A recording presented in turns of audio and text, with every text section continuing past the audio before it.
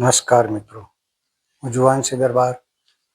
મારી YouTube channel journey with જેડીમાં હું આપનું હાર્દિક સ્વાગત કરું છું.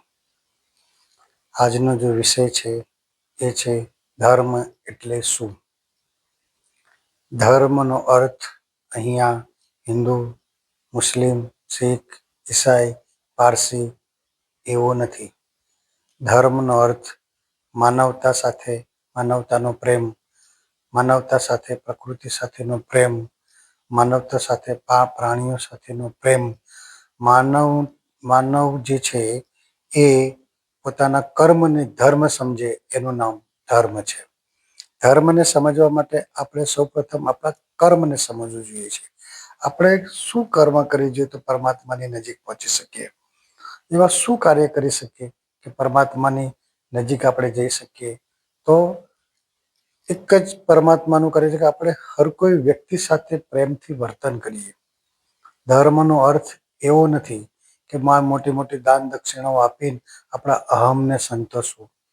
તમે જો ધર્મ જે છે, કોઈ પણ સંસ્થામાં તમે દાન દક્ષિણા આપો એની સાથે મારો કોઈ વાંધો છે નહીં. હું વાંધો ઉઠાવતો પણ નથી, પણ હું નથી આપતો.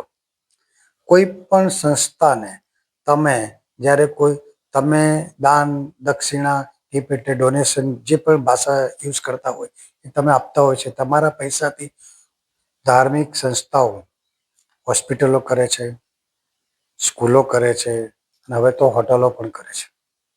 તમારે જ્યારે હોસ્પિટલમાં જવાનું હોય અથવા તો તમારા કોઈ સગા સંબંધીને દાખલ કરવાના હોય તો કોઈ ઓછી ફી નથી લેતા. તમારા બાળકોને ધાર્મિક સંસ્થાઓમાં ભણાવવા હોય તો કોઈ ઓછી ફી નથી લેતા. તમારે એમની બનાવેલી હોટલમાં રહેવા જવું હોય તો હોટલોથી ઓછો ભાડું નથી લેતા. ખેર, દરેકને પોતાનું અંગત કારણ છે આપવાનું, લેવાનું, દેવાનું. એની સાથે આપણો કોઈ વાંધો નથી, પણ સમજવાની જે વાત છે એ વાત એ છે કે આપણો જે દેશ છે ને એ સમગ્રતાથી ભરેલો છે. આપણા દેશે દુનિયાને ખૂબ આપ્યું છે. આપણા દેશ પાસે આપણા દેશને પ્રકૃતિએ ભરપૂર આપ્યું છે. પ્રકૃતિએ અમૂલ્ય ભેટો આપી છે, છતાં આપણે નથી એને સાચવી શક્યા, કે નથી આપણે જાળવી શક્યા, કે નથી એને સમજી શક્યા. કોઈ પણ વ્યક્તિને તમે 10 વ્યક્તિને મળશો, એમાંથી 8 વ્યક્તિ તમને અશાંત જોવા મળશે. તમે સમજો, શનિવારે હનુમાનજી, સોમવારે શંકર ભગવાન, રવિવારે માતાજી, રવિવારે પ્રાર્થના, શુક્રવારે ઇબાદત, અસંખ્ય ધાર્મિક ક્રિયાઓ, અસંખ્ય મંદિરો, અસંખ્ય ધાર્મિક પ્રવૃત્તિઓ. સવારે તમે જાગો તો ચેનલમાં અસંખ્ય પ્રવચનોની હારમાળા હોય છે, છતાં આટલો બધો આ દેશની અંદર અધર્મ કેમ? શા માટે? કેમ આપણે અધર્મથી પીડાઈએ છીએ? કારણ માત્ર એટલું છે કે આપણે આપણા ધર્મને નથી સમજ્યા. અહીં ધર્મનો અર્થ સંપ્રદાય નથી. સંપ્રદાયની હું કોઈ ચર્ચા નથી કરતો. ધર્મનો અર્થ એ છે કે આપણું કર્મ. ધર્મ છે ને સાહજિક છે. ધર્મમાં ક્યારેક કટ્ટરતા ના હોય. જ્યારે કોઈ પણ ધર્મ અંદર કોઈ પણ કટ્ટરતા ધર્મમાં ના હોય, કટ્ટરતા સંપ્રદાયમાં હોય. એક સંપ્રદાય બીજા સંપ્રદાયને નીચો દેખાડવા માટે, અથવા તો સંપ્રદાયના કોઈ મોટા સાધુઓ બીજા સાધુઓને નીચે દેખાડવા માટે જ્યારે કોઈ પ્રવૃત્તિ કરે છે ને, ત્યારે એમ થાય છે કે આને આપણે શું કહીશું? આ દેશ કઈ તરફ જઈ રહ્યો છે? આ ધર્મ નથી. ધર્મનો અર્થ શું છે કે તમે જ્યાં રહો છો, અથવા તો તમે જ્યાંથી પસાર થતા હોય છે, ત્યાંથી કોઈ એમ્બ્યુલન્સ જાય તો એના માટે પ્રાર્થના કરો. તમે જ્યાં રહો છો ત્યાં કોઈ જરૂરિયાતવાળો માણસ હોય તો તમે એની મદદ કરો. તમારા પરિવારમાં, તમારા ઇર્દ ગિર્દ, તમારા કુટુંબમાં, તમારા સમાજમાં કોઈને પણ શિક્ષણની જરૂર હોય, દવાદારોની જરૂર હોય, બીજી કોઈ જરૂરિયાત હોય, લગ્ન પ્રસંગની જરૂરિયાત હોય, મરણ પ્રસંગે જરૂર હોય, ચાહે આર્થિક હોય, ચાહે શારીરિક હોય, જ્યારે આપણે એની સાથે એ પરિસ્થિતિમાં ઊભા રહીએ છીએ ને, એ આપણો ધર્મ છે. ધર્મનો અર્થ જે છે એ આપણું કર્મ. આપણું કર્મ જો બરાબર છે તો આપણે ધર્મમાં બરાબર જઈ રહ્યા છે. મારો અહીં કહેવાનો અર્થ એવો ક્યાંય નથી કે તમે કોઈ સંપ્રદાય સાથે ના જોડાઓ. મારો અહીંયા એવો કહેવાનો કોઈ અર્થ નથી કે તમે કોઈ સંસ્થા સાથે ના જોડાઓ. ના, એની સાથે મારો કોઈ વિરોધ નથી.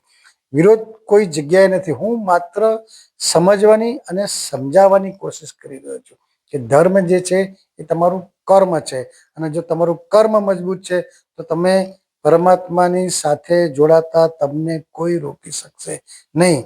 જ્યારે તમે તમારા કર્મને જો તમારે સમજવું છે તો તમારે પ્રકૃતિને સમજવી પડશે. તમારે પ્રકૃતિને સમજવી હોય તો તમારે પ્રકૃતિને પ્રેમ કરવો પડશે.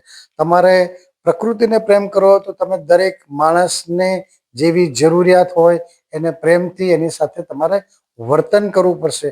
તમે જ્યારે તમારામાં પ્રેમ ભાવનાથી બીજા સાથે વર્તન કરશો તો બીજા પણ તમારી સાથે એવું જ વર્તન કરશે. યુનિવર્સ તમે જે આપશો ને એ તમને 10 ગણું પાછું આપશે, એવું લો એટ્રેક્શનનો નિયમ કહે છે. ધર્મની પરિભાષા જે છે એ આ છે કે તમે બીજાના ઉપયોગમાં આવો, માનવના ઉપયોગમાં આવે, એનું નામ ધર્મ. તમે તિલક કરો, ચાંદલો કરો, માળા કરો, આ ધર્મને નું એક માધ્યમ છે. મારો એનો વિરોધ સાથેનું એક માધ્યમ છે. એ પણ એટલી જ ચોક્કસ વાત છે કે માધ્યમ વગર તમે પરમાત્માને નહીં પામી શકો. પણ એની સાથે સાથે પરમાત્માના જે નિયમો છે, પ્રકૃતિના જે નિયમો છે, એ પ્રકૃતિના નિયમોની સાથે અથવા તો પ્રકૃતિના નિયમોમાં રહીને જો આપણે આગળ વધીશું તો સાચા અર્થમાં ધાર્મિક કહેવાયશું. આપણે પૂજાપાઠ કરીએ છીએ, મૂર્તિની પૂજાપાઠ કરીએ છીએ, પ્રતિષ્ઠા કરીએ છીએ, જે પણ કરીએ છીએ એમાં કંઈ ખોટું નથી. પણ જેની પૂજા કરીએ છીએ ને એણે જે આપણને સમજાવ્યું છે ને એ સમજવાની પણ એટલી જ જરૂર છે. આપણા ઘણા બધા ગ્રંથો છે, ઘણું બધું સમજાવે છે, પણ આપણી તકલીફ એવી છે કે આપણને જે સમજાવવામાં આવ્યું છે ને એ ક્યાંક કંઈક અંશે કંઈક ખૂટે છે, જે આપણે આજે બી નથી સમજી શક્યા અથવા તો આપણને ખોટી દિશામાં લઈ જઈ રહ્યા છે. તો આપણે માત્ર એટલું જરૂર કે આપણે જે કરવું છે એનાથી આપણને આત્મિક સંતોષ છે, એનું નામ ધર્મ. નમસ્કાર, જય હિન્દ, જય ભારત.